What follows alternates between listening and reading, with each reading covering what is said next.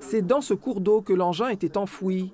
L'obus au phosphore découvert par une entreprise de débroussaillage a laissé s'échapper une grosse fumée blanche sur son passage, une émanation gazeuse toxique qui avait fini de se propager à l'arrivée des démineurs.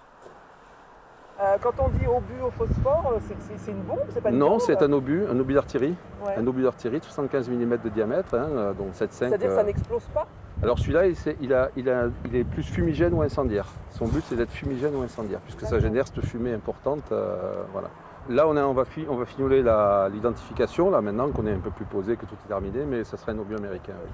90 cm de long et 75 mm de diamètre, l'engin trouvé près de la station d'épuration du village a nécessité l'intervention d'une trentaine de pompiers.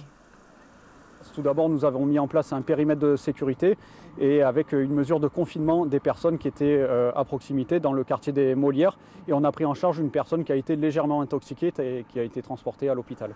C'est un salarié de l'entreprise qui a été indisposé et placé en observation par mesure de précaution.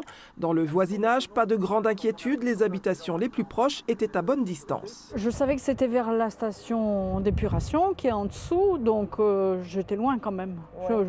Je pense que je suis assez loin pour ne rien risquer. Pour ne rien risquer. Qu'est-ce qu'on vous a donné comme consigne? Fermer les volets, et les fenêtres et les volets et ne pas aller dans le jardin. La route départementale 4 a été fermée pendant près de 3 heures, le temps de lever le doute. Tout est revenu à la normale vers 15h30.